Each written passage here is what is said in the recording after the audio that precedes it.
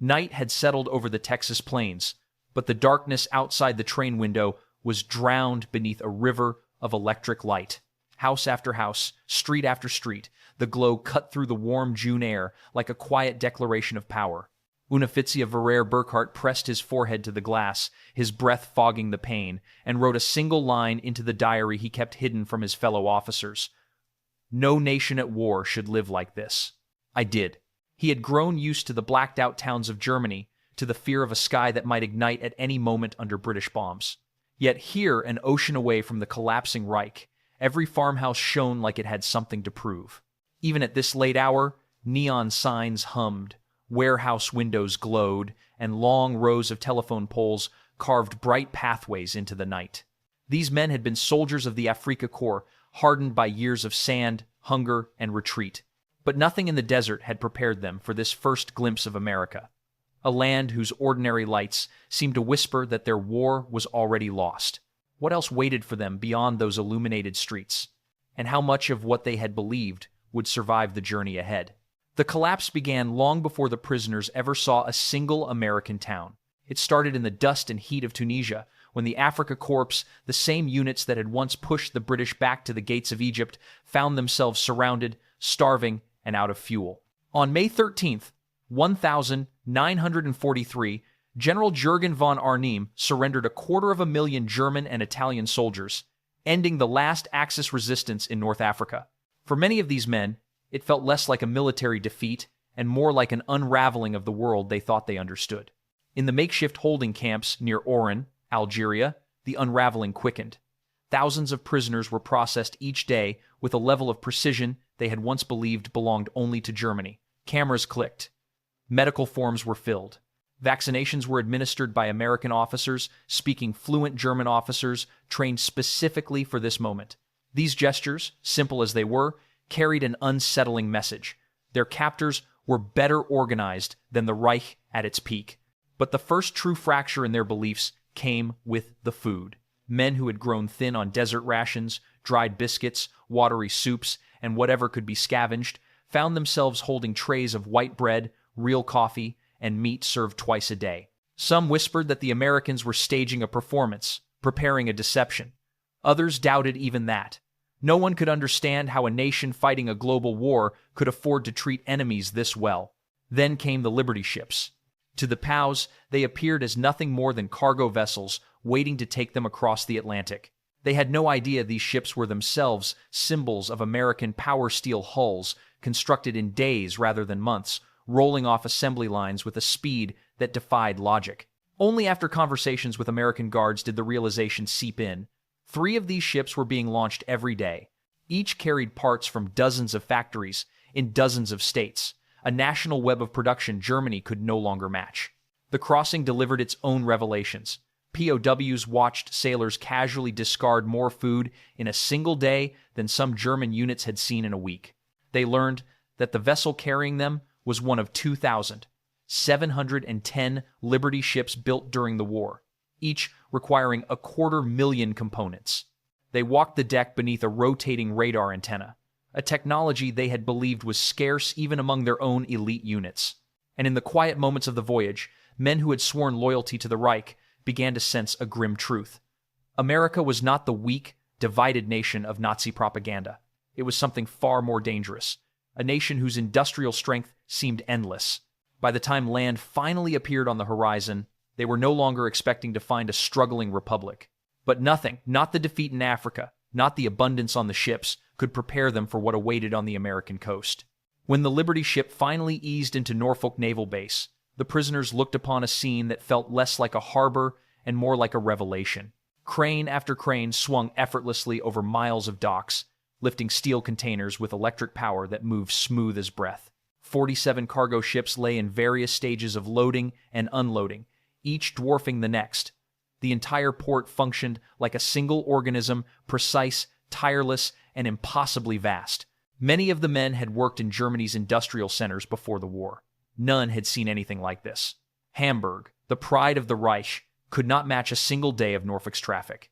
From the moment they stepped onto American soil, the myth of a weak, disorganized America began to die. Yet the real destruction of Nazi illusions would come not in the ports, but on the rails. The prisoners boarded Pullman cars with padded seats, sleeping berths, silverware, and dining service. Even the guards apologized that the air conditioning might not be working properly, a concept so absurd that some POWs believed it was sarcasm. But it wasn't. It was simply normal. As the trains rolled inland, the transformation deepened. Night after night, the prisoners pressed their faces to the glass, watching towns blaze with light. Tiny communities, Martinsville, Danville, Greensboro, glowed like cities, their storefronts illuminated, their factories running second and third shifts. In Germany, entire regions had been dark since 1940. Here, electricity flowed into every street and every window. A single railway yard consumed more power in 1 hour than many districts of Berlin used in a day. Then came the factories. The Alcoa plant in Tennessee stretched for miles along the river, its furnaces devouring more electricity than Munich itself. In Louisville, 4 synthetic rubber plants, built in only 18 months, towered over fields that had been empty the year before. German engineers on the train recognized the machinery instantly. Catalytic crackers, distillation columns, polymerization units. But what stunned them was not the technology, it was the scale. Each plant was larger than anything Germany had ever built, and there were dozens more across the country. And looming above all of it was Willow Run. Even from the train tracks, the factory dominated the horizon. 2.5 million square feet of steel and glass, producing a B-24 Liberator every 63 minutes. Prisoners counted the bombers visible through the open doors. Fuselages, wings, engines lined up in stages of assembly. At its peak, 42,000 workers, many of them women, operated the plant. The Germans had been told American aircraft were inferior, built hastily by amateurs. Yet here, even through a brief passing view, they saw workmanship that contradicted every word of Nazi propaganda. These machines were not inferior. They were simply produced faster than anything Germany could imagine. The deeper the trains traveled into America, the clearer the truth became. They were moving through a nation mobilized not by coercion, but by capacity. Factories roared, rail lines pulsed, farms stretched to horizons that seemed unreal. This was not just industrial power. It was industrial confidence, the kind that could fight a war on 2 fronts without dimming a single light bulb. And as the POWs watched this world pass beyond the windows, a single thought settled over them. Germany had challenged a giant it never truly understood. The shock of American abundance did not end with the train ride. It deepened the moment the prisoners stepped through the gates of Camp Hearn in Texas, a facility built in 4 months, yet equipped with comforts that many German civilians had never known. Barracks held electric lights, flush toilets, steam heat, and hot showers. The camp hospital contained X-ray machines, surgical tools, and medicine that German doctors had not seen since 1941. When Dr. Friedrich Bauer first examined the supply room, he paused at a box of penicillin, a drug so scarce in Germany that it had become the subject of rumor. Here, it was used freely, even for minor infections, even for prisoners.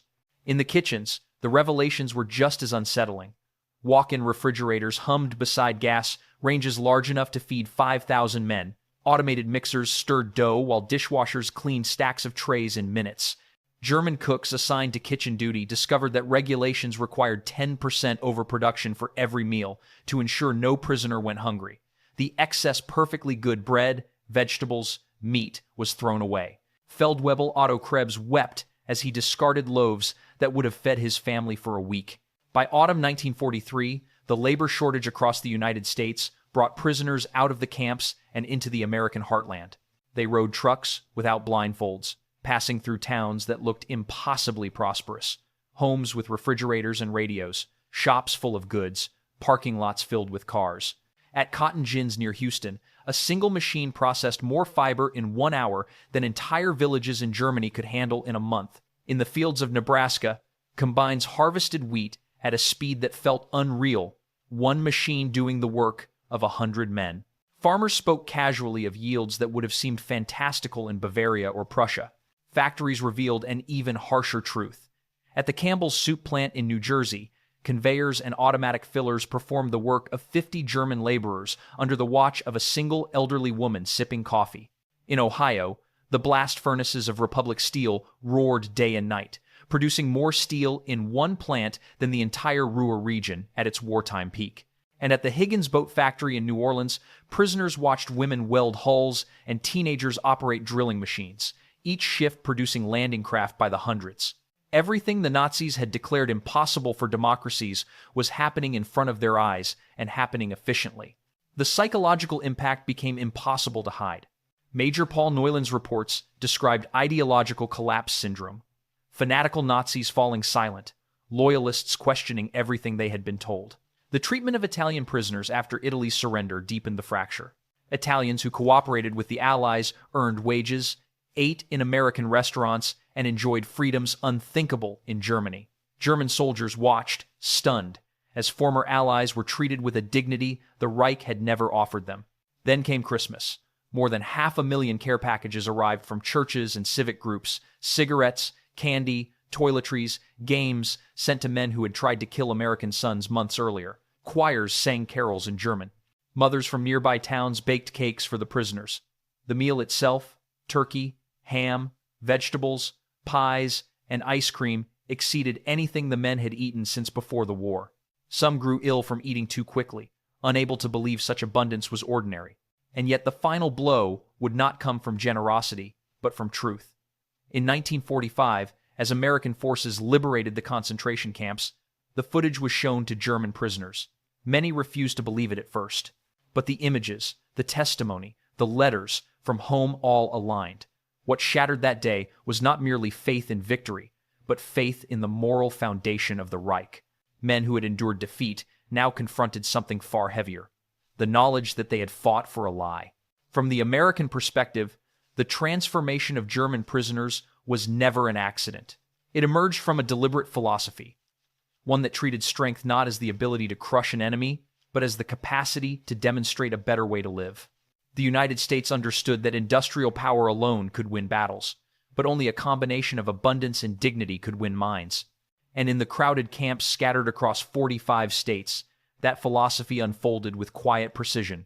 At the center of this effort stood the Special Projects Division, a small but influential arm of the Provost Marshal General's office. Its mission was simple: allow German prisoners to see America for what it truly was. No forced indoctrination, no slogans, no punishments for dissent. Instead, the program offered access to newspapers, libraries, lectures, and camp-run newspapers edited by anti-Nazi prisoners. Education became the battlefield where democracy proved its resilience. Over time, discussions shifted from bitterness and denial to economics, constitutional government, and the possibilities of a Germany rebuilt on entirely different foundations. For American strategists, this shift had profound implications. A future Germany aligned with democratic principles was essential to post-war stability and essential to preventing another nationalist revival. By granting prisoners an unfiltered view of American industry and society, the United States aimed to plant the seeds of reconstruction before the war had even ended. The approach contrasted sharply with the brutality of Nazi occupation policies. Where the Reich ruled by fear, America ruled by example. Where Nazi propaganda demanded obedience, American prosperity invited curiosity. Beyond America's borders, the effect spread quietly. British and French observers recognized the power of this model, especially as German prisoners began writing home about their experiences. The stories of abundance, opportunity, and tolerance traveled back across the Atlantic, undermining the last fragments of Nazi credibility. And after the war, when the Marshall Plan was announced, it found a receptive audience among former POWs who had already witnessed the potential of democratic capitalism firsthand. These prisoners would later help shape the institutions that defined post-war Europe: a unified Western alliance, a stable West German Republic, and an economy rebuilt on efficiency rather than coercion. Their conversion, patient, voluntary, and grounded in lived reality, became one of the most subtle victories of the war. In the eyes of American planners, this was proof of something deeper: that the true strength of the United States lay not only in its production lines or military power, but in its ability to transform enemies into partners through the quiet force of its own example. In the end, the journey of the German prisoners of war became something far greater than a wartime footnote. It became a testament to the quiet power of a society confident enough to treat its enemies with dignity, wealthy enough to feed them generously, and strong enough to reveal its flaws without fear. What the prisoners witnessed across railways and farmlands, factories and camp libraries, was a different kind of might, a civilian strength built not on conquest, but on creation. For men raised on the certainties of Nazi ideology, this revelation reshaped everything. They saw that prosperity did not require oppression, that unity did not require fear, that freedom, when paired with opportunity, could produce more steel, more food, more innovation, and more hope than any authoritarian dream. Some understood this truth in the glow of American cities that never dimmed. Others grasped it in the quiet of camp classrooms, where professors taught physics and history to men who had once marched under the swastika. And for many, the moment came in a simple act of kindness, an American church sending Christmas gifts to strangers who had fought on the wrong side of history. When these men returned to Germany, they carried more than memories. They carried a blueprint. Their experiences in the United States influenced the rebuilding of towns, the reform of industries, and the emergence of a democratic society determined to never again confuse tyranny with strength. The economic miracle that followed was not born from American aid alone, but from the lessons absorbed in those camps: efficiency, fairness, innovation, and the belief that the dignity of ordinary people is the foundation of national power. Today, their story echoes as a reminder that the most enduring victories are not won on battlefields but in minds and hearts, that abundance can be more persuasive than ideology, and that humanity, even in war, can reshape the future in ways no weapon ever could. So as we reflect on this extraordinary transformation from captured soldiers to architects of a new Germany, we are left with a question that reaches far beyond World War II. What kind of world becomes possible when strength is used not to dominate, but to inspire? If you have thoughts on this journey, or if it reminds you of a story from your own family's wartime past, share it below. History lives on through the voices that remember it.